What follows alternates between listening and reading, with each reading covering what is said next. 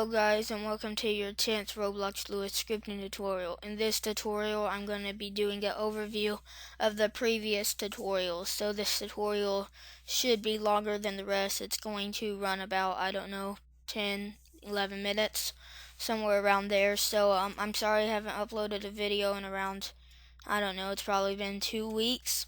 This is because I went on vacation not too long ago. I went to the Grand Ole Opry Land Resort. It was very fun. We got to see a lot of famous Christian singers, so it was a nice getaway. So I'm going to go to my YouTube channel, and here is all my tutorials. So I'm not going to do the first one. I'm going to start off with the second one.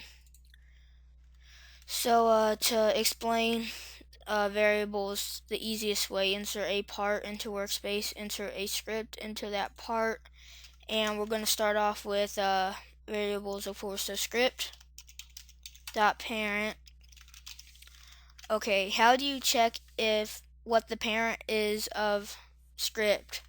Well, you do this by this little black thing. There's going to be a little black thing by a object in the game, and in our case it's going to be part, because script's parent is part. So that little black thing by whatever the item is going to be the script's parent. So if you're wanting to find part's parent, it's going to be the another thing with the black thing, which would be workspace. So that's a easy way to find its parent. There is other better ways to understand variables, but if you haven't understood it from the second tutorial, that may help you out. So script's parent would be part.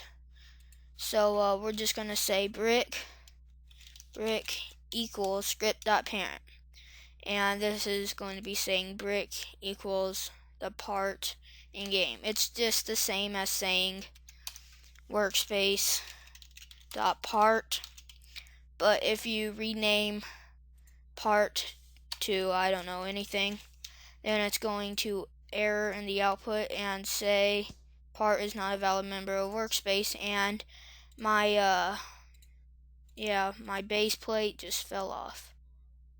So there we go. That's fixed. So brick equals workspace.part, and it says part is not a valid member of workspace. So that's what the output would say. So it's easier to say script.parent. Okay, so brick equals script.parent, and I did not know this part was the base plate, so I'm just gonna say base equals script.parent.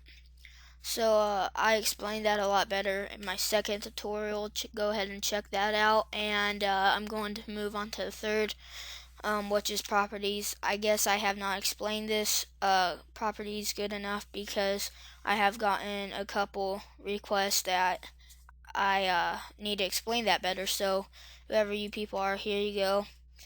Properties, it goes hand in hand with variables. So script dot parent, okay, which would be the base, because I did not know it was the base, like I said. So script's parent is the base dot, let's just do dot transparency equals 0.5. Okay, and you can properties, you can get anything from the item. So if we're saying script.parent, the base, or HGJJ, would be the item, and then you're going to change the properties of that item. So we're going to change transparency to halfway invisible, halfway visible, and you guys can see it has went halfway invisible. So there's not really much I can explain more than that. Let's change the brick color.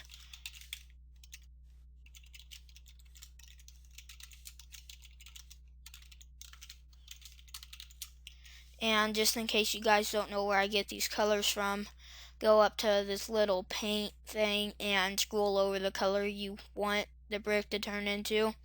Like this is really blue, so I'm going to change it to really blue.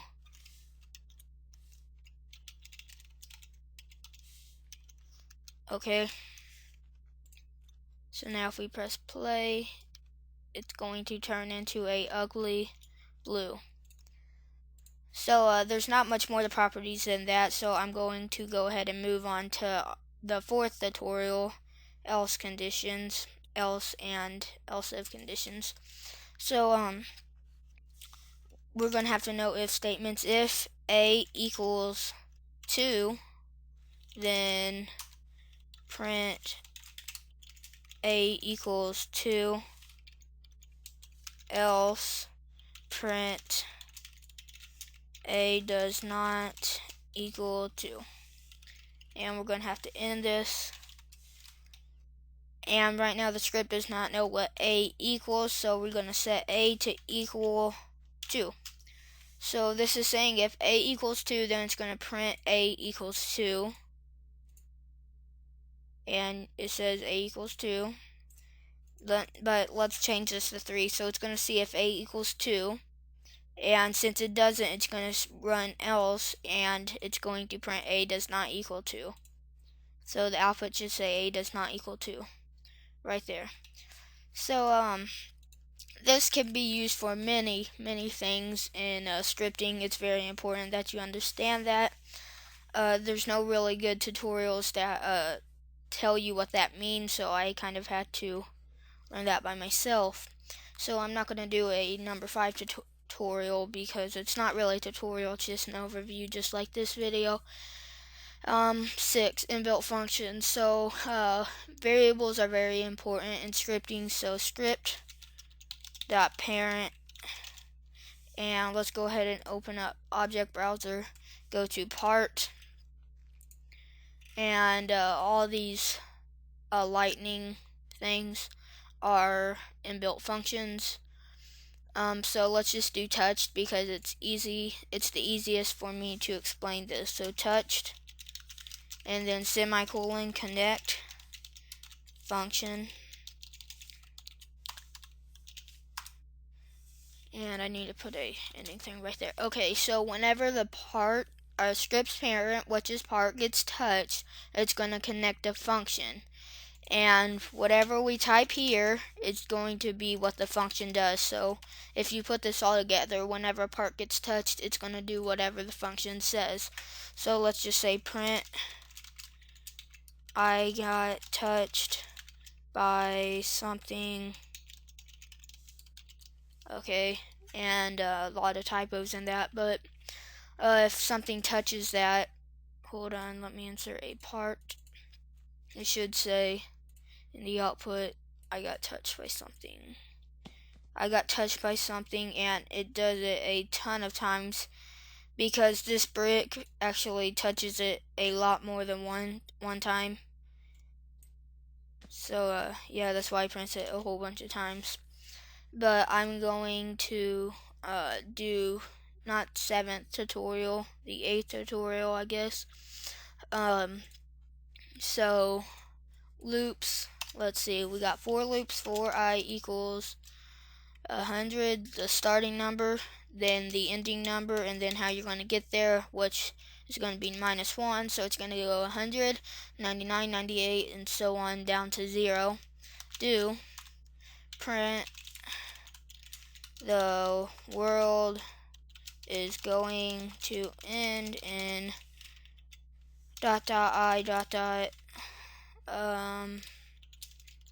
seconds. And did I know I did not do this right? There, that should be correct. Okay, then we're going to have to put a wait, because if you do not put a wait, it's not going to crash. It's just going to say, well, actually, if you're printing something in the output, you don't have to do a wait. So press, oh man, okay.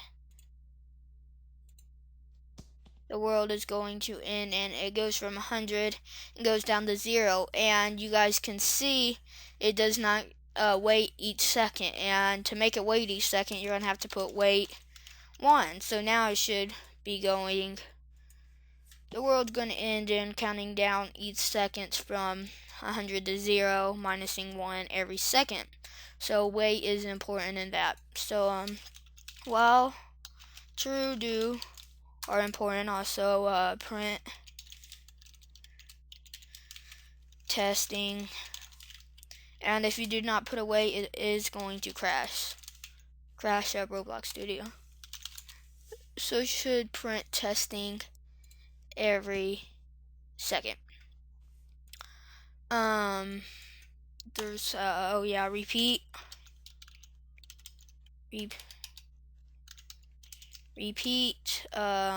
print LOL. Wait, let's wait 2 seconds until a equals, or let's put does not equal 2.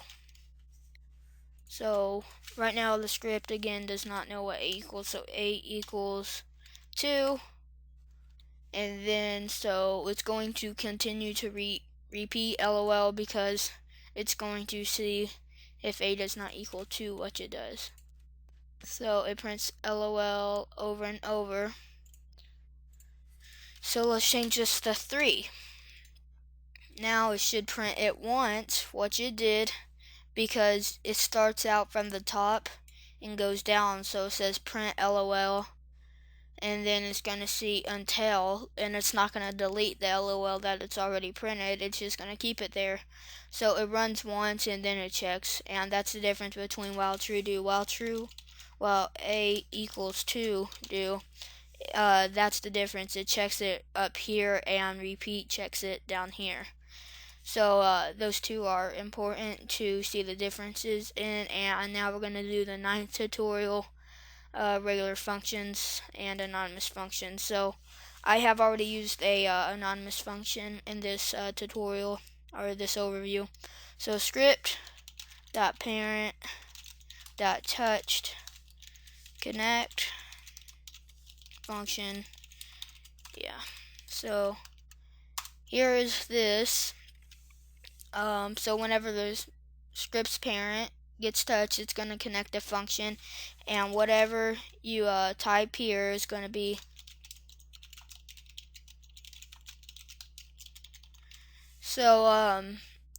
that's anonymous function, and a regular function is function anything, and function anything, and then what you put here is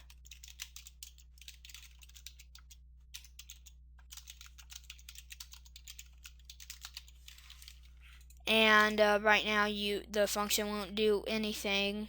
That's funny. That's the name of it. It won't run anything because you have to type the name of the function. So the function's name is anything.